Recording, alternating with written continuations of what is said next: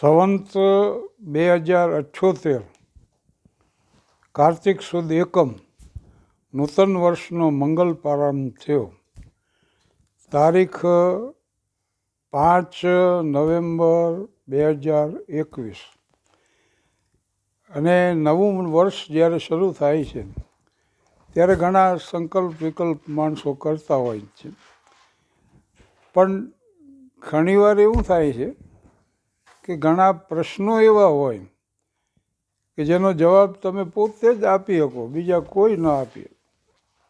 દાખલા તરીકે સ્વામી વિવેકાનંદજી એમ કહેતા કે જીવનમાં જે ભૂલો તમે કરી એ જો ન કરી હોત તો અત્યારે તમે જેવા છો તેવા હોત ખરા? એટલે મોટે ભાગે છે ને માણસ ભૂતકાળમાં કરેલી ભૂલો માટે કાં પછતાતો હોય અને કાં ભવિષ્યની ચિંતામાં હોય.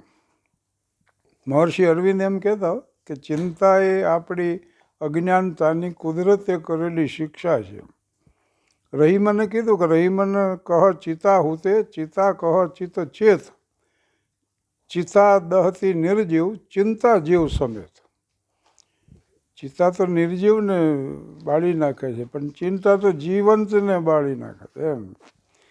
એટલે ભૂતકાળની કરેલી ભૂલો 2078ના વર્ષ હારે ગઈ. જીવનની એક સંધ્યાએ મારે જખમોની યાદી જોવી હતી. બહુ થોડા પાના જોઈ શક્યો, બહુ અંગત નામ હતા. પણ ઈર્ષા જ્યારે આળસ મરડે, ખારતો શું ખુદ ફૂલો ખરડે. ધોઈ નાખ્યા હાથ સ્વજનથી કોણ હવે શત્રુમાં ખરડે. ભૂલ્યા કેમ ભૂલાશો દોસ્તો, ઘાવ હજી તાજા છે બરડે. ઊંડા ઘા તો કંઈક સયા પણ જાન ગયો છે એક ઉજરડે. તો સારા માઠા ઘણા પ્રસંગો વીતેલા વર્ષમાં પૂરા થયા અને અનેક પ્રકારની યાતનામાંથી માણસો પસાર થયા. સંપત્તિ ગુમાવી, સ્વજનો ગુમાવ્યા, સુખ ગુમાવ્યું, સમૃદ્ધિ ગુમાવી, શું નથી સહ્યું. પણ છતાં એના ઉપર એક ભૂતકાળનો પડદો પડી જાય અને કાર્તિક સુદ એકમ 2078થી નવું વર્ષ શરૂ થાય. અમારી ભૂલો ને તમારી ભૂલો, વિધિની ભૂલો ફરી ગણું છું. નૌકા ડૂબી ગયા પછી હવે સફરની વાતો ફરી કરું છું. Past is dead, future is unborn, so live in present.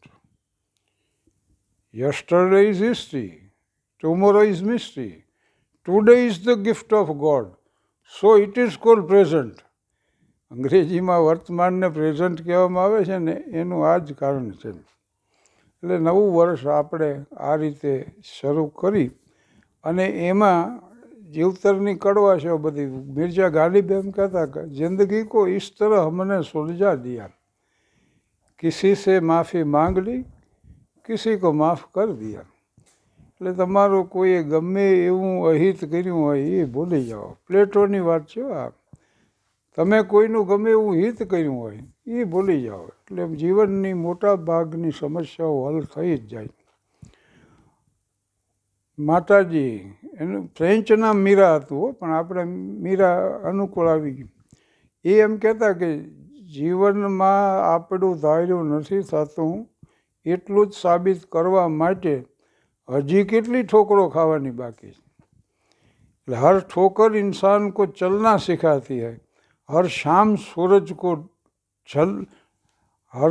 सूरज को डूबना सिखाती है, तो हर ठोकर इंसान को चलना सिखाती.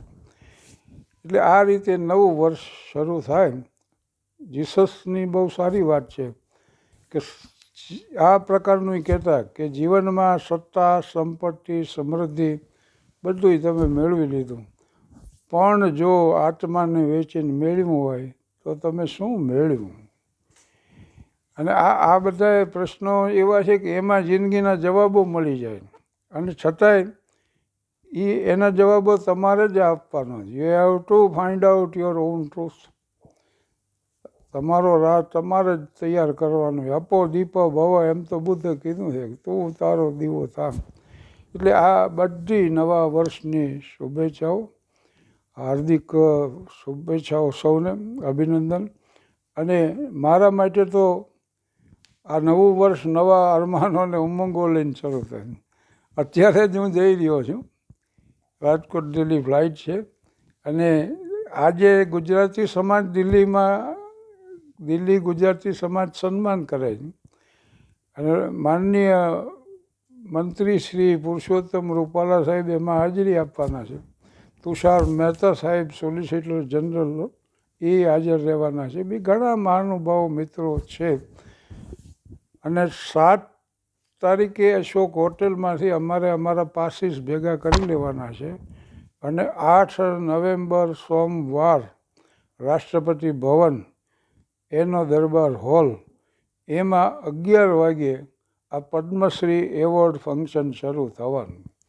એમાં ભાગ લેવા માટે હું જઈ રહ્યો છું. એટલે 118 જેટલા એવોર્ડિસ છે એમાંનો હું એક છું અને 58મું નામ છે મારું. આ 2 દિવસ છે ફંક્શન, 8મીએ છે અને 9મીએ છે. પણ અમારો જે પદ્મશ્રી એવોર્ડ સમારંભ છે ને એ 8મીએ છે. એટલે 8મી આ જિંદગીની ફલશ્રુતિ. મને વારંવાર આવા પ્રસંગે કાનજીભૂટા બારોટની યાદ આવ્યો. એમને રાષ્ટ્રપતિ એવોર્ડ મળેલો. પછી એવોર્ડ લઈને આવ્યા ને, મેં પૂછ્યું કાનજીભાઈને, મેં કાનજીભાઈ તમને કેવું લાગ્યું? તો મને કે બાપા અહીંયા ગયો, કોઈક મોટો માણસ છે ને મને રાષ્ટ્રપતિ સુધી લઈ ગયા. મોટો માણસ એટલે ગિરીશ કરનારો. પછી કે રાષ્ટ્રપતિએ સન્માન કર્યું અને જિંદગીમાં કે ખોટા દાંત બહુ કાઢ્યા પણ સાચો રોયો તે જ. એટલે 38 વર્ષ 4 મહિના શૈક્ષણિક ક્ષેત્રે આપેલી સેવા, 52 વર્ષ સ્ટેજ શો ઉપરાંત જે કંઈ થયું આ જીવનની અંદર એની ફલશ્રુતિ રૂપે આજે 8 તારીખે આ પદ્મશ્રી એવોર્ડ એનાયત થાય છે. એનો મને અત્યંત આનંદ છે અને સૌ મિત્રોને, દર્શકોને, પ્રેક્ષકોને હાર્દિક શુભેચ્છા, નવા વર્ષના અભિનંદન, આભાર, ધન્યવાદ.